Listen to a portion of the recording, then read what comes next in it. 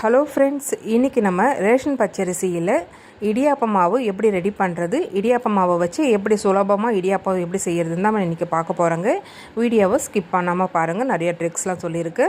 வாங்க இடியாப்ப மாவு எப்படி ரெடி பண்ணுறதுன்னு பார்க்கலாம். இடியாப்பம் பார்த்திங்கன்னா ரொம்ப சாஃப்டாக பூ போல் இருக்குங்க. எவ்வளோ நேரம் ஆனாலும் அதேமாரி தான் இருக்கும். கண்டிப்பாக ட்ரை பண்ணி பாருங்கள். வாங்க எப்படி செய்கிறதுன்னு பார்க்கலாம். இடியாப்ப மாவு ரெடி பண்ணுறதுக்கு நான் ரேஷன் பச்சரிசி தாங்க எடுத்திருக்கேன். இதில் கல் நெல்லுலாம் இருக்கும், அதெல்லாம் சுத்தம் பண்ணி எடுத்துக்குங்க. நான் இன்றைக்கி ஒரு படி அளவு பச்சரிசி எடுத்துருக்கேங்க. இதோட அளவுன்னு பார்த்தீங்கன்னா 1/2 கிலோ. அரிசியை ஒரு பாத்திரத்துக்கு மாற்றிக்கலாங்க. இப்போ இந்த அரிசியை 2லேருந்து 3 தடவை தண்ணி ஊற்றி நல்லா கழுவி எடுத்துக்கலாங்க. அப்போ தான் அதில் இருக்கிற தூசிலாம் வரும். கையால் இதுமாரி நல்லா பெசரி நல்லா கழுவிக்குங்க. இப்போ நான் தண்ணியை ஊற்றி நல்லா கழுவுறேன் பாருங்கள், எந்த அளவுக்கு தூசி நிற்கிது பாருங்கள். இப்போ இந்த தண்ணியெலாம் வடிகட்டின பிறகு 2-3 தடவை நல்லா அலசி எடுத்துக்கலாம்.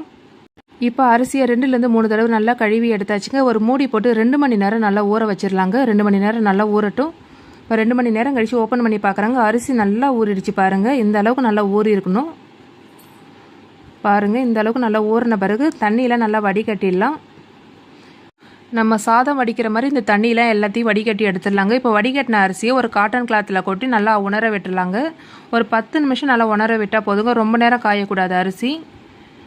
10 நிமிஷம் கழித்து நான் அரிசியை பார்க்குறேங்க. இப்போ பாருங்கள், கையில் கொஞ்சம் கூட தண்ணி இல்லாமல் இருக்குது பாருங்கள். ஆனால் அரிசியில் ஈரமாக இருக்குது, ஆனால் கையில் கொஞ்சம் கூட தண்ணி இல்லாமல் இருக்கணும். அந்த அளவுக்கு நல்லா உணர விட்டுருக்கணும். இப்போ அரிசியை மிக்ஸி ஜாரில் சேர்த்து நல்லா நைஸாக அரைச்சிட்டு வந்துடலாங்க. நான் இன்றைக்கி 2 ஐட்டமாக போட்டு அரைக்க போகிறேன். ஒரே நடையில் போட்டு அரைக்க முடியாது பாருங்கள். இந்த அளவுக்கு நல்லா நைஸாக அரைச்சி எடுத்துக்கணுங்க. இப்போ நம்ம அரைச்ச அரிசியை ஒரு பாத்திரத்துக்கு மாற்றிக்கலாங்க. இதே மாதிரி மீதி இருக்கிற அரிசியை நம்ம அரைச்சி எடுத்துக்கலாங்க. நம்ம அரிசியை ஒரு 2 மணி நேரம் நல்லா ஊற வச்சுருந்ததுனால தான் மாவு இதுமாரி நல்லா பூ போல் நல்லா நைஸாக அரைச்சிருக்கோம் பாருங்கள். இப்போ நம்ம அரைச்ச மாவை இட்லி பாத்திரத்தில் வச்சு வேக வச்சு எடுத்துக்கலாங்க. இட்லி பாத்திரத்தில் நிறையா தண்ணி ஊற்றிக்குங்க. கிட்டத்தட்ட 20 நிமிஷம் அந்த இட்லி பாத்திரத்தில் வச்சு நம்ம வேக விடணும். அதெல்லாம் நிறையாவே தண்ணி ஊற்றிக்குங்க. அதுக்கு மேலே அடித்தட்டு வச்சுக்கலாங்க. இப்போ இட்லி துணியை போட்டுக்கலாம். இட்லி துணியை தண்ணியில் நினைக்காம அப்படியே காஞ்ச துணியை தான் அங்கே போடணும். அப்போ தான் மாவு ஒட்டாமல் வரும். ஈர துணியோடு போட்டிங்கன்னா மாவு அதில் ஒட்டிக்கும்.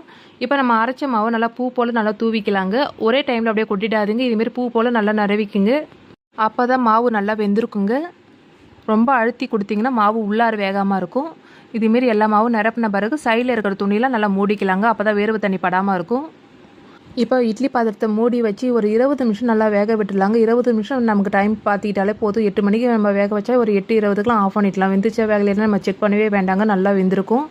இப்போ நான் ஓப்பன் பண்ணி காட்டுறேன் பாருங்கள். உங்களுக்கு வெந்துச்சா இல்லையான்னு செக் பண்ணுறது எப்படின்னு நம்ம இப்போ காமிக்கிறேன். கையால் கொஞ்சமாக மாவு எடுத்து லைட்டாக தீர்த்தினாலே போதுங்க. திரியாக நமக்கு வரும். பார்த்தாலே தெரியுங்க மாவு எப்படி எந்த அளவுக்கு வெந்திருக்குன்னு. இப்போ நம்ம வேக வச்ச மாவை ஒரு காட்டன் கிளாத்தில் கொட்டி நல்லா காய விட்டுருந்தாங்க. இதுதான் முக்கியமான ப்ராசஸ். இந்த மாவு நல்லா காஞ்சாதான் கிட்டத்தட்ட 6 மாதம் ஆனாலும் கெட்டு போகாமல் இருக்கும். இதுமாரி நல்லா உடச்சி விட்டு நல்லா காத்தோட்டமான பகுதியில் நல்லா காய விட்டுருங்க. இப்போ நான் இந்த மாவை நான் நைட்டு ரெடி பண்ணுறேன். நைட்டு ஒரு 8 மணிக்கு நான் வேக வச்சு எடுத்து வச்சுக்கிறேன். காலையில் பார்த்தாலே தெரியும் நல்லா காஞ்சிருக்கும் மாவு. ஃபேன் காற்றுல நமக்கு உணர விட்டாலே போதுங்க. வெயிலில் காய வைக்கணும்னு அவசியம் இல்லை. இப்போ பாருங்கள், நான் காலையில் பார்க்குறேன் இந்த மாவை நல்லா காஞ்சிடுச்சு பாருங்கள்.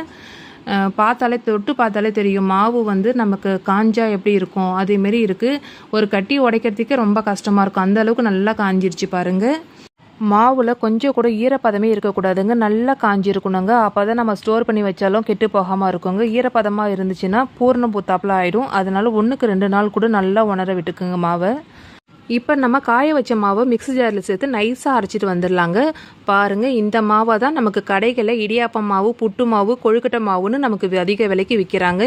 இதுவே நம்ம ரேஷன் பச்சரிசி வீட்டில் இருந்துச்சுன்னா இந்த மாவை நம்ம ரெடி பண்ணி வச்சுக்கிட்டா கிட்டத்தட்ட நிறையா விதமான ரெசிபி செய்யலாங்க.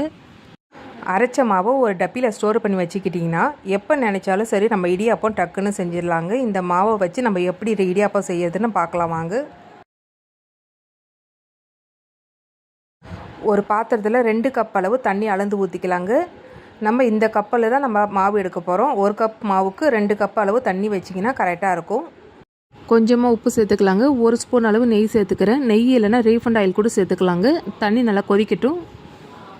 தண்ணி நல்லா கொதிக்க ஆரம்பிச்சிருச்சுங்க. இப்போ அடுப்பை ஆஃப் பண்ணிவிட்டு 1 கப் அளவு இடியாப்ப மாவு எடுத்துருக்கோங்க. அதை அப்படியே சேர்த்துக்குங்க. மாவு சேர்த்து நல்லா கலந்து விட்டுக்குங்க. இந்த சூடாக இருக்கும் போதே தான் நம்ம நல்லா மாவு கலந்து விடணும். அப்போ தான் நம்ம மாவு நல்லா வெந்திருக்குங்க. நல்லா கலந்து விட்ட பிறகு ஒரு மூடி போட்டு ஒரு 10 நிமிஷம் நல்லா ஆற விட்டுலாங்க. அதுக்குள்ளே நம்ம தேங்காய் பால் ரெடி பண்ணிக்கலாங்க. இன்றைக்கி நம்ம இடியாப்பத்துக்கு தேங்காய் பால் தான் சேர்த்துக்கிறோம். ஒரு மூடி அளவு தேங்காய் எடுத்துருக்காங்க, அது மிக்ஸி ஜாரில் சேர்த்துக்கலாம். வாசனைக்கு 2 ஏலக்காய் எடுத்துருக்காங்க. நல்லா குறன்னு அரைச்சிட்டு வந்துடலாம். பாருங்கள், இந்த அளவுக்கு நல்லா குறன்னு அரைச்சிட்டு வந்துருக்கணும். இப்போ தண்ணியை சேர்த்து நல்லா நைஸாக அரைச்சிட்டு வந்துடுவோம். உங்களுக்கு தேங்காய் பால் எந்த அளவுக்கு வேணுமோ அந்த அளவுக்கு தண்ணியை ஊற்றி நல்லா வடிகட்டி எடுத்துக்குங்க. தேங்காய் பால் வடிகட்டி எடுத்தாச்சுங்க. இந்த அளவுக்கு நல்லா திக்காக இருக்கணும் தேங்காய் பால். இதில் இனிப்புக்கு சர்க்கரை இல்லைன்னா நாட்டு சர்க்கரை எது வேணாலும் சேர்த்துக்கலாங்க. நான் இன்றைக்கி சர்க்கரை தான் சேர்த்துக்கிறேன். கொஞ்சமாக உப்பு சேர்த்துக்கிறேங்க. எந்த ஸ்வீட் செஞ்சாலும் கொஞ்சமாக உப்பு சேர்த்து கலக்கும்போது நல்லா ஸ்வீட்டு வந்து தூக்கி விடும். நல்லா கலந்து விட்டுக்குங்க. அவ்வளோதான், நமக்கு தேங்காய் பால் ரெடி ஆகிடுச்சிங்க. மாவும் 10 நிமிஷம் ஆகிடுச்சி, நல்லா ஆறிடுச்சிங்க. இப்போ நல்லா கையால் நல்லா பிசைஞ்சு விட்டுக்குங்க இதேமாரி. இப்போ நம்ம பிசைஞ்ச மாவை இடியாப்ப அச்சில் மாவை ஃபில் பண்ணிக்கலாங்க. அடுத்து இட்லி பாத்திரத்தில் தேவையான அளவு தண்ணி ஊற்றிக்கலாங்க. இட்லி தட்டு மேலே ஒரு ஈர துணியை போட்டுக்கலாங்க. இப்போ நம்ம வந்து மாவை வந்து இடியாப்பா மாதிரி நல்லா புழிஞ்சு எடுத்துக்கலாங்க. ரொம்ப ஈஸியாகவே வரும். உங்களுக்கு எந்த சைஸ் வேணுமோ அந்த சைஸ்க்கு மாவை வந்து ரெடி பண்ணி எடுத்துக்கோங்க. அவ்வளோதான். இதே மாதிரி மேல் தட்டி நம்ம ரெடி பண்ணி எடுத்துக்கலாம். இது வேகிறதுக்கு ரொம்ப நேரம் எடுத்துக்காதுங்க. ஒரு 5லேருந்து ஒரு 7 நிமிஷம் தான் நமக்கு தேவைப்படும். அதிக நேரம் தேவைப்படாதுங்க. ஒரு 7 நிமிஷம் கழித்து நம்ம ஓப்பன் பண்ணி பார்க்கலாம். 7 நிமிஷம் ஆகிடுச்சிங்க. ஓப்பன் பண்ணி பார்க்குறேன். நல்லா வெந்துருச்சுங்க. இடியாப்பத்தை வேறு பிளேட்டுக்கு மாற்றிக்கலாங்க. பாருங்கள், கொஞ்சம் கூட துணியில் ஒட்டாமல் ரொம்ப சூப்பராக வந்திருக்கு. ரேஷன் பச்சரிசியில் சாஃப்டான பூ போல் இடியாப்பம் எப்படி செய்யுதுன்னு நம்ம இந்த வீடியோவில் பார்த்தோம். கண்டிப்பாக இந்த வீடியோ உங்களுக்கு பிடிக்கும்னு நினைக்கிறேங்க. பிடிச்சிருந்தால் லைக் பண்ணுங்கள், ஷேர் பண்ணுங்கள். மறக்காமல் நம்ம சேனலை சப்ஸ்கிரைப் பண்ணிக்கோங்க. கண்டிப்பாக இந்த ரெசிபியை செஞ்சு பார்த்துட்டு எனக்கு ஃபீட்பேக்கை கமெண்ட்டில் சொல்லுங்கள். நன்றி, வணக்கம்.